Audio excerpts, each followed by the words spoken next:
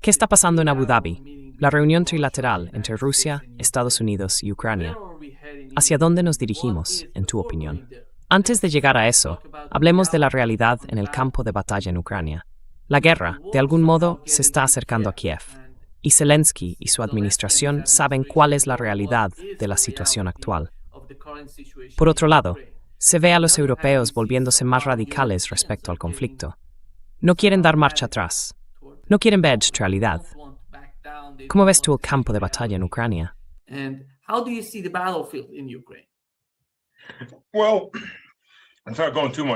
Bueno, no voy a entrar demasiado en detalle porque eso podría llevar una hora entera. He estado haciendo eso un par de veces la semana pasada, quizá hace 2 semanas. La realidad es, y lo vemos en distintos lugares, que los ucranianos se están quedando sin recursos. Están muy escasos.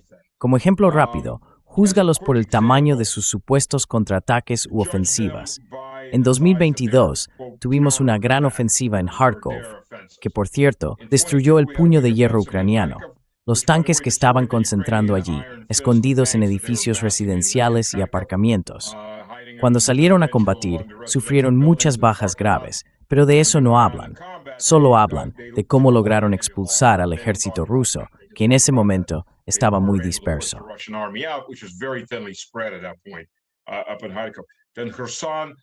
Luego Jersón.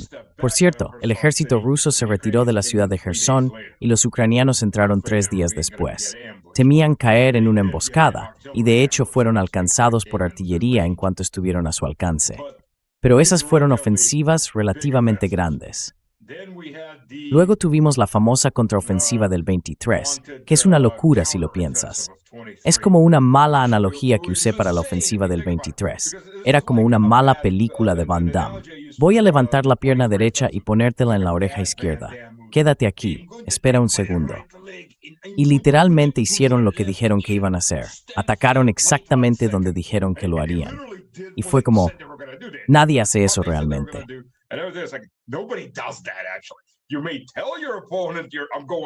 Podrías decirle a tu oponente, voy a ir aquí, pero luego en realidad vas por allá, y luego por allá y por allá. Se llama, ya sabes, el elemento sorpresa. Pero no, ningún elemento sorpresa.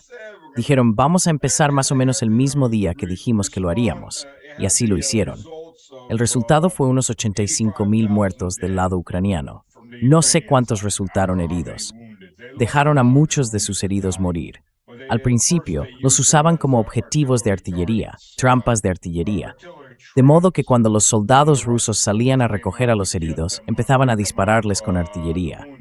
Al cabo de un tiempo, simplemente los dejaron morir allí y pudrirse. Ya no iban a recogerlos.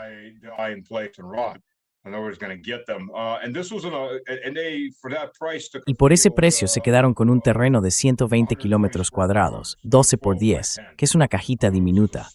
Esos son bajas al nivel de la Primera Guerra Mundial.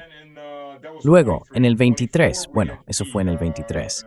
En el 24, tuvimos la contraofensiva o la ofensiva de Kharkov, y sin importar cuánto exageraran las noticias en Occidente con mapas que mostraban esas zonas enormes, la realidad es que lograron penetrar en el sureste de, no Kharkov, la Oblast de Kursk. Tomaron alrededor del 12 o 13% del sureste de Kursk. No es una oblast pequeña, pero tampoco es enorme. Solo tomaron alrededor del 13%, una ciudad realmente grande allí y un montón de pueblos pequeños en medio del bosque.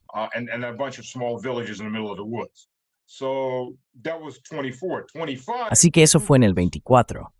Llega el 25, y lo que notas cada vez es que se están volviendo mucho más pequeños. Se están quedando sin hombres y sin equipo, pero siguen haciendo estas maniobras de relaciones públicas. Creo que esta es la primera guerra en la historia en la que un bando lucha no tanto por victorias estratégicas o tácticas, sino por victorias de imagen. Ya sabes, hay que conseguir el titular. El ejército ucraniano rompió por aquí. Luego los matan a todos 10 minutos después. No importa, porque solo tenemos la foto de ellos sosteniendo una bandera. Y por cierto, lo han hecho literalmente. Enviaban básicamente escuadrones suicidas.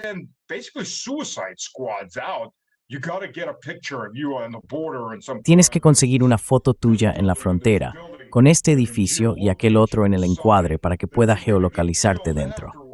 Probablemente te maten después, ya sabes, sobrevive si puedes, pero consigue la foto. En realidad, empezaron a hacer eso en la frontera rusa allá por el 23.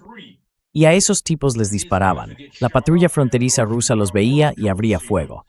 Salían allí colocando los postes fronterizos haciendo fotos. Es como, vaya, qué desperdicio de hombres. Pero es relaciones públicas. Todo se trata de relaciones públicas. Bueno, ni siquiera las relaciones públicas pueden ocultar lo que está ocurriendo ahora mismo en el campo de batalla. Llevo tiempo diciéndolo.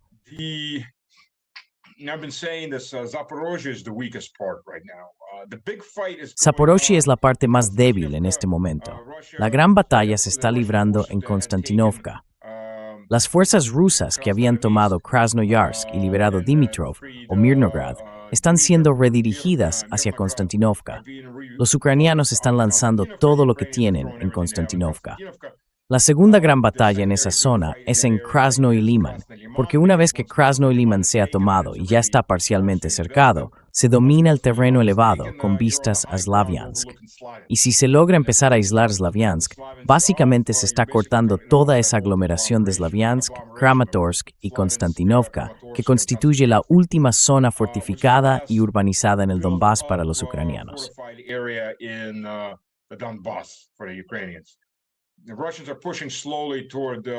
Los rusos están avanzando lentamente hacia Dobropole. Donetsk, Dobropole. También hay un Dobropole en Zaporozhye. Es un poco confuso porque muchos de estos nombres de ciudades se repiten o tienen ligeras variaciones. Es como Dobropolia, Dobroskaya Polia, algo así, ya sabes. Así que, si la gente no presta atención, empieza a confundirse, ya que los mismos nombres o nombres parecidos siguen apareciendo. Pero lo principal, creo, es que el gran avance está ocurriendo en Zaporozhye. No orfaniste femes next train, de un extremo hour des Gulye Poya. Rusido Rusu, está actuarinomichbos in este, Triguye. 20 kilometers west of Gulay Polya at this point. Not 20 kilometers, 2 kilometers west of Gulay Polya. No, no son 20 kilómetros, sino 2 kilómetros al oeste de Gulay Polya. Quizá 3, y están abriéndose paso hacia afuera. Los ucranianos están lanzando todo lo que pueden allí.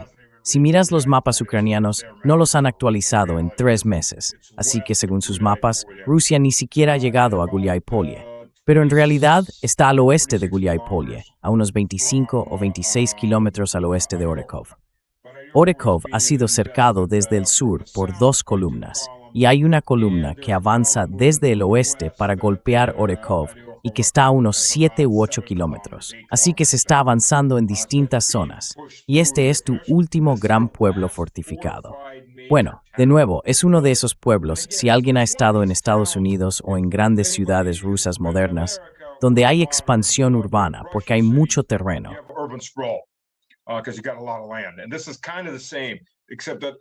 Y esto es más o menos lo mismo, salvo que la expansión urbana se extiende principalmente a lo largo de 2 autopistas principales. Así que tienes a Orikhiv en el centro, y estos pequeños pueblos vecinos se van mezclando entre sí. Ahí es donde se forma la línea de fortificaciones en esa zona. Pero eso es todo. Después de eso, son prácticamente campos abiertos. Están intentando excavar fortificaciones de campaña al aire libre, pero no tienen suficiente personal para hacerlo. Básicamente, creo que esa zona es donde todo va a colapsar rápidamente. Las tropas rusas ya han tomado el paso sobre el estuario, a unos 11 kilómetros al sur de la ciudad de Zaporiyia, en la esquina noroeste de la provincia de Zaporiyia.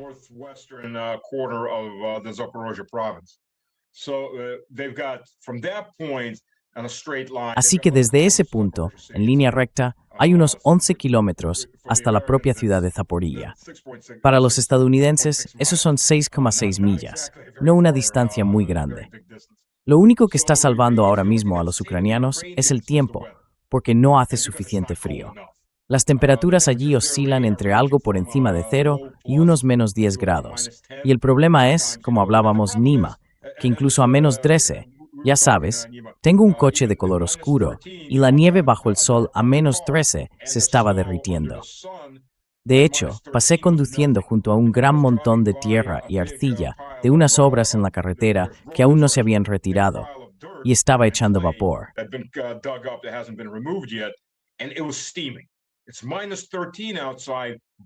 Hace menos 13 grados fuera, hay un sol brillante y está echando vapor porque A, hay algunas astillas de madera y otras cosas ahí que se están descomponiendo, y B, es el sol calentando el suelo, ¿verdad? Y hace menos 13 grados fuera. No pensarías que estaría hablando, pero ya está echando vapor, lo que significa que ya se está descongelando. Eso se convierte en un gran problema cuando tienes tanques y maquinaria pesada pasando por esos campos abiertos, porque están empapados y el hielo se está convirtiendo de nuevo en agua bajo la luz del sol, aunque las temperaturas sean bajo cero fuera. Sí, claro, por la noche volverá a congelarse, pero eso se convierte en un punto complicado para la maquinaria pesada.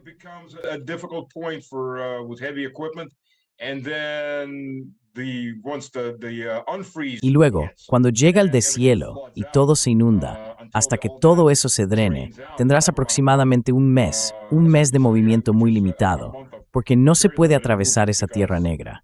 Es como pasar por... Oh, santo cielo, si nunca has pasado por tierra negra, no solo te arrancará las botas, te arrancará los calcetines, puede que hasta te arranque la piel de los huesos. Quiero decir, es como arcilla, como arenas movedizas. Peor, probablemente. Tiene una consistencia tremenda. Así que es muy difícil moverse por ahí, y los vehículos lo revuelven todo hasta que literalmente estás nadando en ello. Y luego, históricamente hablando, una vez que entró en juego la maquinaria pesada, bueno, una cosa es con caballos, pero es aún más difícil si tus caballos tiran de carros.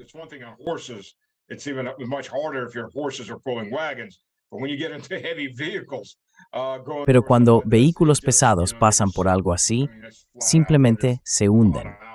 Quiero decir, es así de simple, quedan atascados. Luego hay que esperar a que todo se seque y empezar a sacarlos. Así que eso les da algo de tiempo a los ucranianos, porque las fuerzas rusas no pueden moverse tan rápido ni con tanta fuerza en esa zona. Pero sigue siendo el sector más débil, porque simplemente no tienen suficiente personal.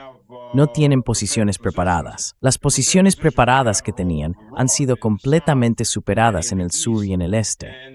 Y a diferencia del Donbass, donde estuvieron vertiendo cemento durante 8 años y preparando esas posiciones, hay muchas menos localidades en Zaporilla, así que no existe esa aglomeración interminable de suburbios y pueblos que se mezclan entre sí. Y no tuvieron 8 años para hacer nada.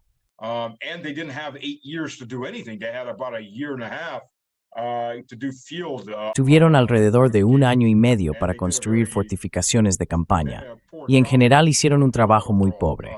Mientras Juliaipole resistió, más o menos mantuvieron esa línea, pero en el momento en que Juliaipole cayó, se acabó.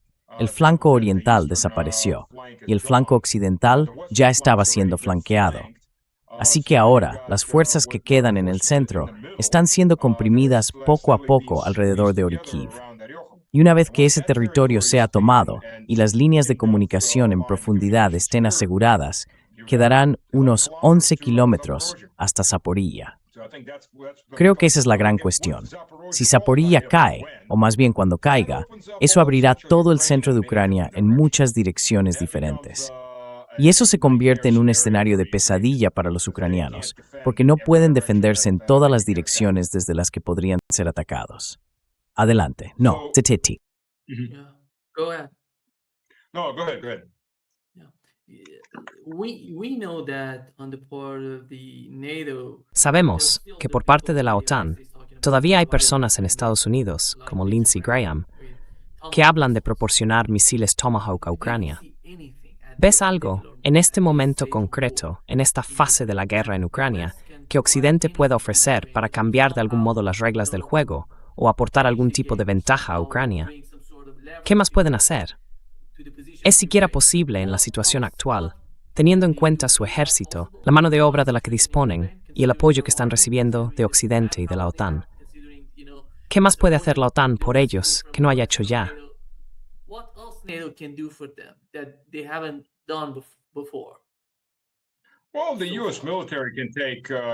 Bueno, el ejército estadounidense podría desplegar toda su fuerza terrestre efectiva, más el cuerpo de Marines, unos 450,000 soldados, y lanzarlos al campo de batalla, para luego asumir las enormes bajas que seguirían.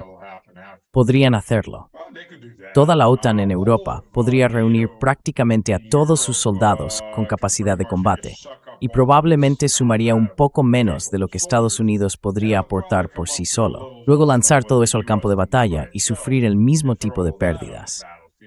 Quiero decir, habría muchos europeos muertos y muchos estadounidenses muertos. No quieren hablar de eso. Lindsey Graham, desde luego, no quiere hablar de ello.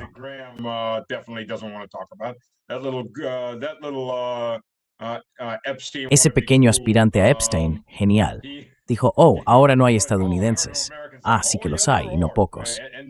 Por cierto, esos HIMARS que hacen boom, ¿sabes? Detrás del volante hay estadounidenses. ¿Y los Patriots que hacen boom? Pues mira, una batería Patriot son 94 personas cuando está a plena capacidad. Eso es una batería Patriot, mecánicos, operadores, comandantes, todos, 94 personas. Y no son ucranianos, no han formado a tantos equipos de Patriot. Quiero decir, el curso básico para entrenar a un mecánico de Patriot dura unas 54 semanas. Los oficiales tardan medio año, los operadores un poco menos. Pero ya sabes, es mucho tiempo. La mayoría de esas baterías Patriot, cuando los alemanes dicen, oh, les dimos 2 baterías Patriot,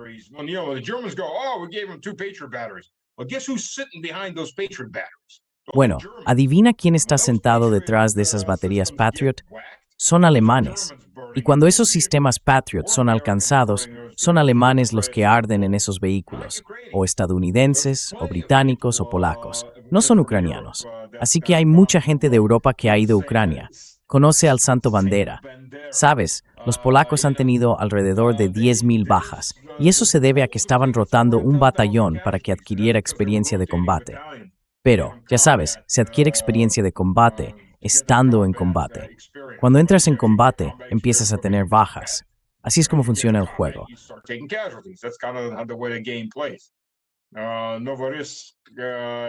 Parece que Novoris se ha echado un poco atrás en eso, lo cual es bueno. Pero por otro lado, algunas de las cosas que dice te hacen dudar. Ya sabes, cuando el tipo dice que habla con Piłsudski todos los días, el tipo que lleva muerto 90 años, empiezas a preguntarte algunas cosas, ya sabes, y otras declaraciones que ha hecho. Pero, ¿por qué Polonia no puede tener un líder normal en 30 años? Hay gente normal como Brown, pero siguen eligiendo a personas que están desequilibradas de una forma u otra. No sé por qué. Pero aparte de eso, el problema con el Tomahawk. Para empezar, el Tomahawk lo dispararían exclusivamente los estadounidenses.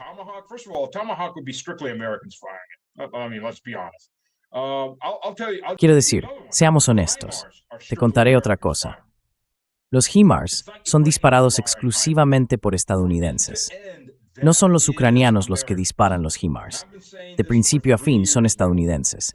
Y llevo 3 años diciéndolo, son estadounidenses. Son estadounidenses en los vehículos, estadounidenses eligiendo los objetivos, estadounidenses lanzando esos misiles. Hay sistemas estadounidenses guiando esos misiles. Así que, cuando esos misiles alcanzan objetivos civiles y matan a mujeres y niños, es el ejército estadounidense el que está matando a civiles rusos. No sé cómo decirlo de otra manera. Y gracias al New York Times, en diciembre de 2024, el New York Times confirmó todo, incluido el hecho de que los misiles ATACMS no fueron una solicitud de los ucranianos.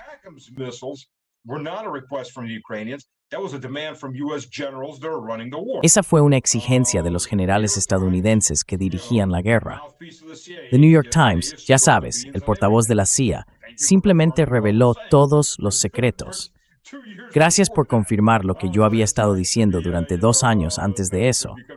Es agradable, ya sabes, que te confirmen, porque incluso en la televisión rusa la gente me miraba como si estuviera un poco, ya sabes, fuera de lugar. Como diciendo, no, esos son estadounidenses. No digas que eran ucranianos los que disparaban. No eran ucranianos los que disparaban. Quizá estaban bajo organización ucraniana, pero no responden ante los ucranianos. Están controlados por estadounidenses. Así que sí, te guste o no, así es como son las cosas. Así que, aparte de poner a muchos europeos y estadounidenses en el punto de mira para ser asesinados en esta guerra, prácticamente no hay nada más que puedan hacer.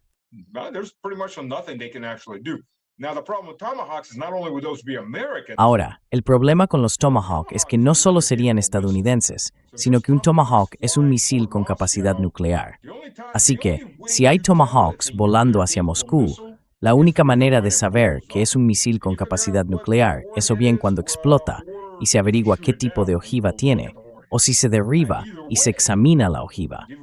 En cualquier caso, hay que tener en cuenta el hecho, especialmente tratándose de Estados Unidos, que tiene una política de primer ataque y ha intentado decapitar a Irán, y junto con los israelíes, ha tratado de decapitar a Hezbollah. Han hecho este mismo tipo de maniobras en Yugoslavia cuando intentaron matar a Milosevic. La gente no lo recuerda, pero lo hicieron. Volaron su casa, mataron a parte de su familia. Lo han hecho en numerosas ocasiones, todo bajo el pretexto, igual que con Yugoslavia y otros lugares, de las negociaciones.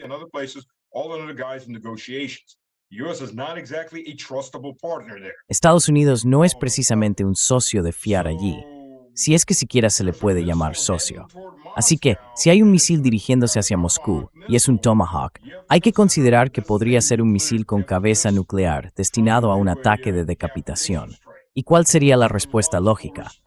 Un lanzamiento nuclear completo de represalia contra Estados Unidos y Europa, aniquilación total. Y entonces tendríamos un Armagedón nuclear. Así que, ¿de verdad quieres dar ese tipo de poder a la gente que está en Kiev? Y de nuevo, tienes al mismo tipo de personas en Washington, así que no sé cuánta diferencia hay. Los archivos de Epstein están sacando a la luz muchas cosas sobre mucha gente últimamente. Así que, ya sabes, no lo sé. No creo que haya nada que puedan hacer, salvo declarar la guerra y lanzar todo lo que tengan, incluido el fregadero de la cocina.